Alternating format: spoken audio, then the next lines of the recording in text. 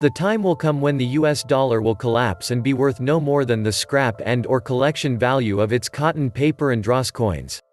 A collapse of the dollar will lead to a Mad Max-style anarchy scenario.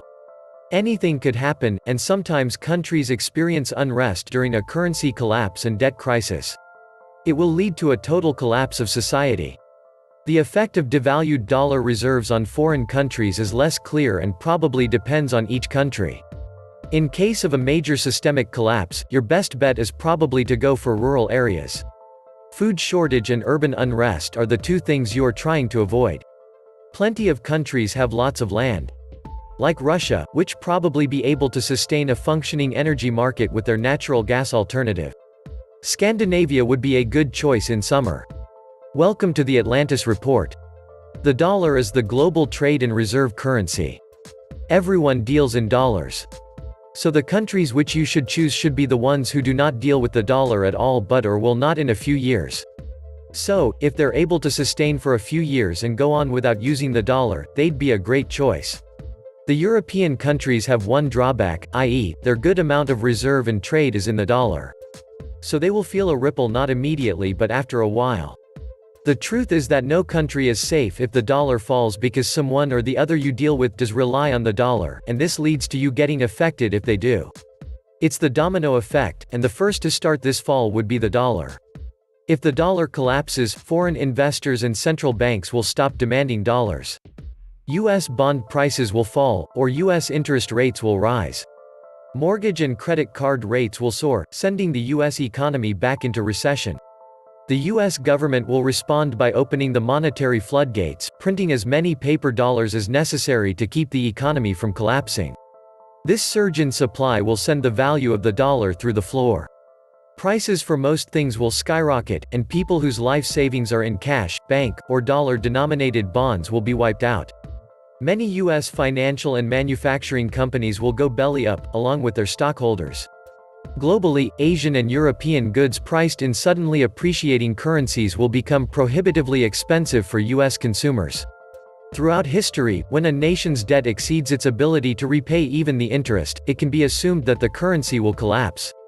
Typically, governments exacerbate the situation by printing large amounts of currency notes in an effort to inflate the problem away, or at least postpone it. The greater the level of debt, the more dramatic the inflation must be to counter it. The more dramatic the inflation, the greater the danger that hyperinflation will take place. No government has ever been able to control hyperinflation. If it occurs, it does so quickly and always ends with a crash. Although there are observers, myself included, who frequently discuss what a reserve currency crash would mean to the world, there is little or no discussion as to how this would impact people on the street level, and perhaps that discussion should begin. When currencies crash, the state often tries to float a new currency. Sometimes, it's accepted, sometimes not. Generally, the people of the country, and those trading within the country, move immediately to the next best thing. In 2009, when the Zimbabwe dollar crashed, several currencies were used, but the US dollar was the clear favorite, as it was the world's reserve currency and, therefore, the most spendable currency. No wonder, the Zimbabwean government fought the use of the dollar, as they wanted to retain control of the economy and the people. People were, therefore, penalized for using the US dollar and other currencies. And that's what most governments do, but here's where that idea usually falls down. First, the black market currency is so desired by the now jaded citizens that they do all they can to avoid the new official currency. Soon, most transactions, although illegal, are undertaken in the black market currency. Second, since no one really wants the new currency, even the political leaders are soon using the black market currency. Eventually, the black market currency is legalized since it's the only truly workable solution, and it often becomes the unofficial currency, if not actually the official one. First, the euro crash. It's safe to say that the EU, the US, and quite a few other jurisdictions are nearing currency crashes, and in all likelihood, the euro will go before the dollar. So, unless the EU has already prearranged a new euro, the US dollar might well be chosen as an immediate solution to the problem, as the US dollar is presently recognized and traded throughout Europe. Therefore, a relatively painless transfer could be made. Then, the dollar crashes. However, the dollar, which is presently praised as being a sound currency, is really only sound in relation to the euro and some other lesser currencies. Once its less stable brother, the euro collapses, the dollar will be exposed. As the US dollar is a fiat currency and is on the ropes, the US and any other country that is using the dollar as its primary currency when the time comes will experience a currency emergency at the street level that will be unprecedented. The big question that is generally not being discussed is, the day after the crash and thereafter, what will be the currency that is used to buy a bag of groceries, a tank of gas, a meal at a restaurant? Certainly, the need will be immediate and will be on a national level in each impacted country, affecting everyone. And then, I have discussed for some time that the US will be prepared ahead of time with a new electronic currency. This will serve three purposes. It will allow the US government to blame paper currencies for the crash, in order to distract the public from recognizing that the government itself is the culprit. It will allow the US government to create a currency system that disallows the holding of tradable currency by the population. That is, a debit card would be created by banks through which all transactions must pass, assuring that all transactions are processed by, and thereby subject to the control of, a bank. It will allow the US government to have knowledge of every penny earned and spent by any individual or organization, allowing for direct debit income taxation. If the US does institute such a system, US citizens will then become the most economically controlled people in the world, overnight. It's likely that a black market system would spontaneously be created by US citizens in order to bypass the new government system.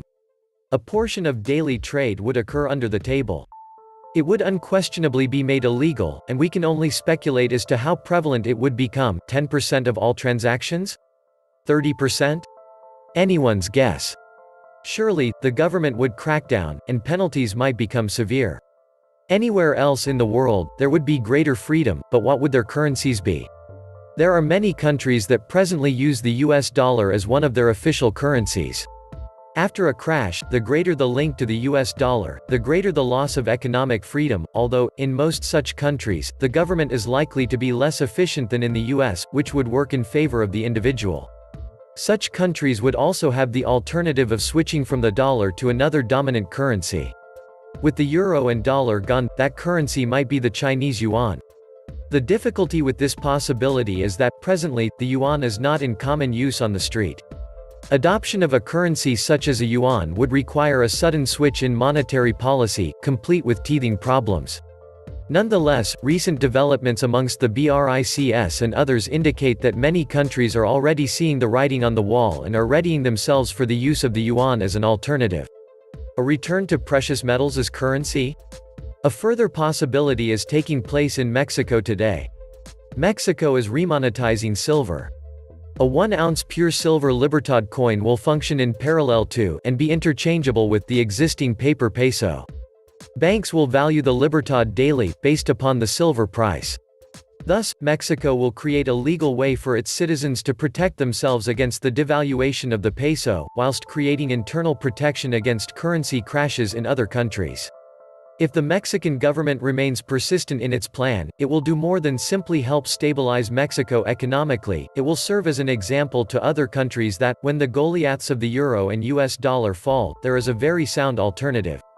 Further, the more countries that follow this policy, the more silver, and for that matter, gold, would become an international currency. It would matter little to a gas station owner in Canada, Australia, or Chile whether his till was filled with coins marked Mexico, or whether they said Iceland, New Zealand, or South Africa. After all, an ounce of silver is an ounce of silver, no matter what the issuing country is. As the great unraveling proceeds, we would be wise to monitor what happens with the Libertad in Mexico and watch for a similar return to precious metals in other jurisdictions. As this development progresses, we might wish to consider that, whatever jurisdictions are the most forceful in demanding the continued use of doomed paper currencies, or, worse, transferring into electronic currencies, we may choose to store our wealth, no matter how great or small, in a safer jurisdiction. Further, we may choose to reside in a jurisdiction where a currency crisis will be less likely to occur, to live under a government that does not seek to monitor and tax our every economic transaction. Unfortunately, there's little any individual can virtually do to change the trajectory of this trend in motion. The best you can and should do is to stay informed so that you can protect yourself in the best way possible, and even profit from the situation. We think everyone should own some physical gold. Gold is the ultimate form of wealth insurance. It's preserved wealth through every kind of crisis imaginable. It will preserve wealth during the next crisis, too. But if you want to be truly crisis-proof, there's more to do. Most people have no idea what really happens when an economy collapses, let alone how to prepare. Given the global nature of the world market, particularly how oil is denominated in the US dollar, it's presumably that every economy will be considerably impacted. A shift to an international currency would probably occur quite quickly, one that includes a basket of currencies and a considerable amount of precious metal backing, gold and silver. Countries are also likely to bypass the US dollar and enter into direct trade deals with each other. China has already started this with Russia, Brazil, Australia, and a number of other countries. This lowers the impact of US dollar exposure. Job stability. Jobs that have exposure to American exports will definitely be the hardest hit, so manufacturing, etc. Additionally, a lot of the global innovation industries such as IT, biotech, entertainment, etc. will be hit hard, as will international finance, which involves US transactions. Jobs least likely to be impacted will be those that cater to local needs such as local agriculture and essential service industries. Little to no social unrest. This will depend heavily on the following, I think: availability of food, water, and essential services. One would prefer a country that is rather isolated, to avoid influxes of refugees that would create disturbances, has a stable democratic government, and has an efficient police force and army as last resort at maintaining the peace, and can maintain essential services without relying on external countries: water, sewage, electricity, food supply chain. Good availability of food and water, this is likely the biggest concern. Some people say that society is only ever 3 meals away from collapse.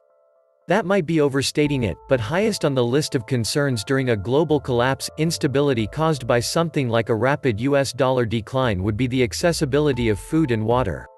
Availability will be most likely determined by proximity in a world where energy, i.e., shipping, prices are fluctuating wildly.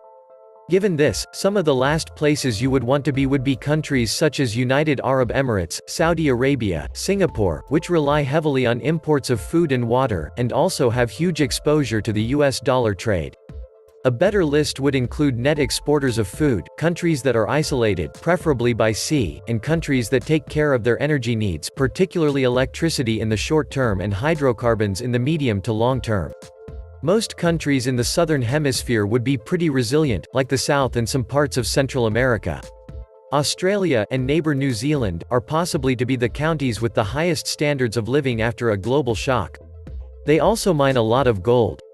Below is my list of the top 10 countries where to consider relocating in the case of a dollar collapse and financial meltdown that will follow. Number 1, New Zealand. Australia another option. New Zealanders live in the 4th safest country in the world, behind Iceland, Denmark, and Austria. 6 out of the top 10 most peaceful countries were European, according to the 2015 Global Peace Index published yesterday by the Institute for Economics and Peace.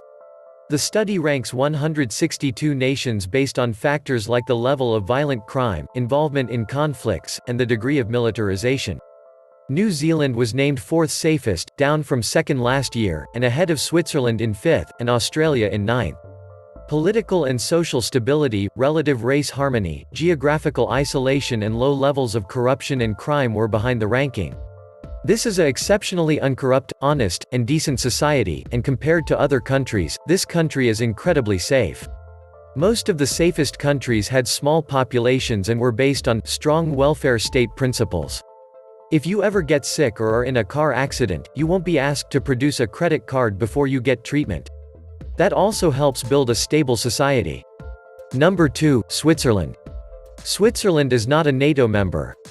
Switzerland is not a member of the European Union. So, Switzerland is a neutral country. The land of Swiss people is a nuclear-free zone. It means Switzerland is very far away from world politics, games, and groupism. Switzerland has no fear of war-like situations. Switzerland will never face any nuclear attack in the future. Switzerland is not the enemy of any country. Everyone is Switzerland's friend in the world. Number 3, Denmark. Despite being a small country, Denmark used to face many serious issues due to crime and terrorism in the past. However, it has effectively tackled all those problems, and today, it proudly stands second on the list of safest countries in the world. Since the year 2012, Denmark regularly reserves its spot on the list of happiest countries too. Denmark consists of more than 400 small islands, and it is well known for offering equal opportunities and individual freedom. There is almost no gap between the top level and lower level of organizations. The government of Denmark is keen on the concept of internationalization that makes this country one of the most popular destinations for expats. Since Danish and Swedish languages are closely related to each other, it wouldn't be a big surprise to see a Dane and Swede having a conversation happily in their own tongue. English is taught as a compulsory second language in secondary schools. So almost everyone here can converse well in English. Regardless of its small size, Denmark has many things to offer in terms of outdoor activities, sports, and culture. Number 4, Iceland. Iceland is hundreds of miles away from any other land, so it shouldn't be a target in a World War III scenario. What's more, it's a great spot for fishing, so survivors would have an abundant food supply to keep them going until the world is rebuilt. Iceland is a safe and beautiful country, which could be a lifesaver in the event of World War III. Number 5, Canada, but outside of populated areas. Canada is the second largest country in the world, and 20.6% of its total population comprises of foreign nationals. Let alone, it is claimed to have the highest immigrants rate per capita in the world. Although this factor alone is more than enough to call it the safest country in the world, it has a lot more other lucrative factors. The healthcare system in Canada is highly commendable. It offers universal public health insurance to all citizens and permanent residents at zero cost. By using this Medicare, one can have access to the universally high standard treatments at both private and public hospitals. This system has inspired many people who suffer from chronic conditions to move to this country for healthcare purposes. However, people with temporary residency can't avail the same benefits. When it comes to employment, it offers enormous scope with many open positions in energy sectors, in the communication industry, real estate, and financial services. People at Churchill, part of Canada, leave their car in unlocked status, in order to give escape for the persons who might encounter polar bears. Canada has 1/5 of the world's freshwater. This water count is accumulated from its 250,000 lakes. Their quality of tap water is often better than our bottled water. Canada is being the world leader in producing hydroelectricity. Canada has never been a target of terrorism. All this makes Canada one of the safest countries in the world. Number 6, Hawaii, but not in the populated areas. Hawaii is much safer than most of the USA in terms of crime. Number 7, Costa Rica. Costa Rica is the best Latin country to live, work, and invest. It is considered to be the Switzerland of the Americas. It is also considered the Silicon Valley of Latin America. It has the highest literacy rate of all Latin America, it's at 97%, that's higher than the US. It has the best healthcare in Latin America, much more affordable than the United States. It is one of the most biodiverse countries in the world. Number 8, Chile. Chile is one of the most advanced countries in South America. Chile is a first-world alternative in Latin America, with Latin America's highest standard of living. In fact, throughout the Americas, only the United States and Canada rate higher for the overall standard of living. The water is drinkable, the phone and internet are fast and reliable, and the public transit system is modern and efficient. The highways are modern, fast, and well-maintained. Number 9. Argentina, Patagonia. Some parts of it largely remain untouched and pristine. The farmland here is still cheaper than other places in the world. The strength of nature is very ever-present here, from the majestic Andes to the lonely cliffs by the seaside. It has one of the lesser population densities in the world, with about 2 million people dispersed across more than 1 million square kilometers in 2 countries. Number 10, Slovenia. Slovenia is a tiny beautiful country. People here seem most pretty and most welcoming. It has cavemen-friendly territory which has over 10,000 caves in Slovenia. Practically Slovenes have an abundance of self-confidence, have great respect for each other, and are broad-minded people. So no wonder why it's on the safest countries list. Slovenians love their towns. Their capital Ljubljana can be translated into the loved one. It has coastline around the only 46 kilometers, but the entire coastline is like heaven made. It is the safest country not only for humans but for animals too. This is the reason why Slovenia still has over 400 brown bears. It is surrounded by 4 friendly countries: Austria, Italy, Croatia, and Hungary. Thus it doesn't need to involve in a fight with any country. Half of Slovenia's surface is filled with forest, 10,000 square kilometers. It is the third most wooded country in Europe. Slovenes have 53.6% protected land, which is higher than any other country except Venezuela in the world. This was the Atlantis Report. Please like, share, and subscribe. Thank you.